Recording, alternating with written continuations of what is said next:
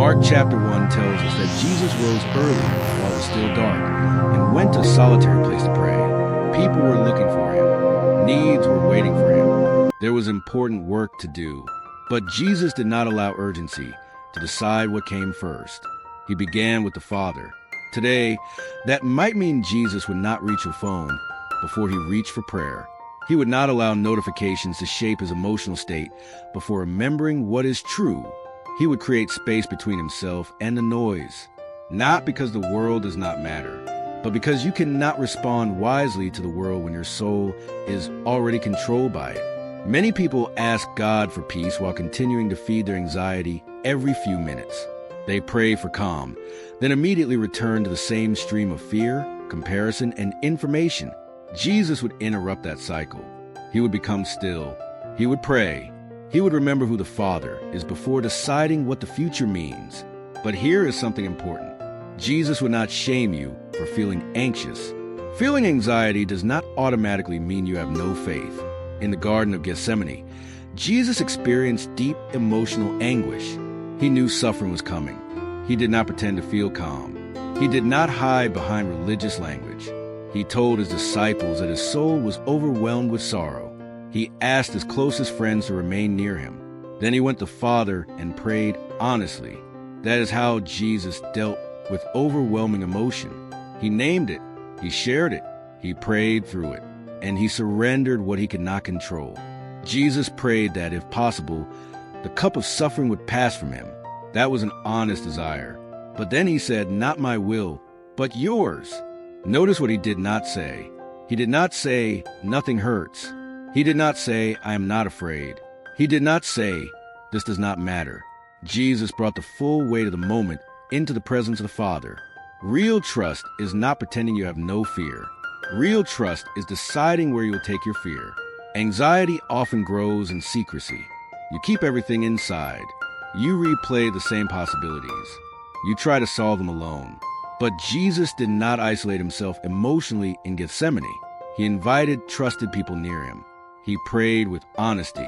Today, following his example might mean telling someone you trust what is really happening. It might mean asking for prayer. It might mean speaking with a pastor, counselor, doctor, or qualified professional when anxiety is persistent or overwhelming. Receiving help is not a rejection of faith. Sometimes help is one of the ways God cares for you. Jesus would also help you separate what is happening from what you are predicting. Imagine you are waiting for an answer about work. The reality is simple. You have not received the answer yet. But anxiety adds an entire story. They rejected me. I will not find another opportunity. I will lose everything. My life is falling apart. One unanswered message becomes a complete disaster. Jesus would bring you back to the truth. What do you actually know? What are you only imagining? What can you faithfully do today? What must you release to God? This is not avoiding the problem. This is refusing to suffer through imaginary events before they happen. Jesus says in Matthew 6 that each day has enough trouble of its own. That might sound negative at first, but it is actually freeing. Jesus is giving you permission to stop collecting tomorrow's problems. You have grace for today. You have strength for today. You have responsibility for today. Tomorrow will require new grace, but you do not need tomorrow's grace before tomorrow arrives. Think about the prayer Jesus taught his disciples. Give us today our daily bread. Not bread for the next 20 years. Daily bread. Enough of the step in front of you. Anxiety demands a complete map. Jesus often gives a lamb for the next step. This means one of the most practical things Jesus would do is ask you to identify your next faithful action. Not every possible action. Not the perfect action. The next one. Make the call. Complete the application. Apologize. Ask for help. Create the budget. Turn off the phone. Rest. Pray. Tell the truth. Then release the outcome. You are responsible for obedience. You are not responsible for controlling every result. That distinction can change everything. Many people are exhausted because they're trying to do God's part and their part at the same time. Your part is faithfulness. God's part is the outcome. Anxiety tries to exchange those roles.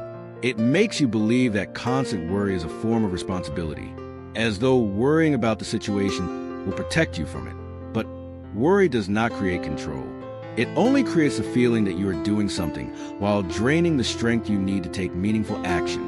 Jesus would also examine what your anxiety is revealing about your priorities. In Matthew 6, after speaking about worry, he says to seek first the kingdom of God and his righteousness. That means anxiety is not only about emotions. Sometimes it reveals what has become too important to us. Approval, success, money, control, comfort, reputation.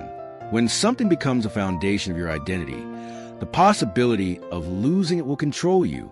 Maybe you are not only afraid of losing the job, you are afraid that without the job, you will feel worthless. Maybe you are not only afraid of rejection, you are afraid that someone else's acceptance determines your value. Maybe you are not only worried about failing, you believe failure would prove that you are a failure. Jesus would challenge that foundation. Your value does not come from your productivity. Your identity does not come from other people's opinions. Your future is not held together by your ability to control it. You belong to the Father, and if your identity is secure in Him, uncertainty can still be uncomfortable without becoming your master. This does not mean every situation will end the way you hope. Jesus never promised that following Him would remove every storm. In Mark chapter 4, the disciples were in a boat when a violent storm began. The waves were filling the boat. The danger was real, and Jesus was sleeping. The disciples woke him and asked a painful question. Do you not care that we are going to die? That question is often hiding underneath anxiety. God, do you care? If you cared, why has this not changed? If you were here, why would I feel like this? Jesus stood and calmed the storm. But then he addressed the fear inside the disciples. Because the greatest revelation in that boat was not simply that Jesus could change the weather. It was that Jesus was with them in the storm. Sometimes God changes the circumstances. Sometimes he strengthens you while the circumstances remain uncertain. But his presence is not measured by how calm the water looks. The disciples thought Jesus' silence meant he did not care. They were wrong. And you may be interpreting God's silence in the same way. You may think that because the answer has not arrived, God has forgotten you. Because the door has not opened, he is absent. Because you still feel anxious, prayer is not working. But Jesus' presence is deeper than your immediate emotional condition. Faith does not always feel peaceful. Sometimes faith looks like returning to the truth while your body is still afraid. It looks like praying again, breathing again, taking the next step again, refusing to make fear your prophet. So how would Jesus deal with anxiety today? He would step away from unnecessary noise. He would begin with the Father. He would name the real emotion without shame. He would invite trustworthy people near. He would separate facts from frightening predictions. He would return to today. He would ask for daily bread. He would take the next faithful action. He would seek the kingdom before control. And he would entrust the outcome to the Father. Here is a simple way to practice this today. Take a page and create 3 sections. In the first section, write, what am I afraid will happen? Be honest. In the second section, write, what can I faithfully do today? Keep it specific. In the third section, write, what must I release to God? Then pray through those 3 sections slowly. Do not try to feel something dramatic. Simply tell the truth. Take the next step and return the outcome to the Father whenever fear tries to take it back. Tomorrow morning, before you open your notifications, open Matthew chapter 6. Read verses 25 through 34. Read slowly. When Jesus tells you to look at the birds, stop and imagine them.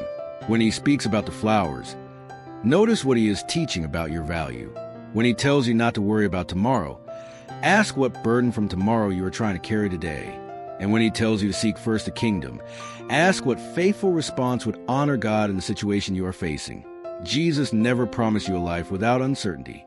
He offers something better, a life in which uncertainty no longer has the final word. You may not know what tomorrow will bring, but you can know who will meet you there. And until tomorrow arrives, you have one day to live, one step to take, one prayer to pray, one opportunity to trust. Do not carry a future God has not asked you to carry.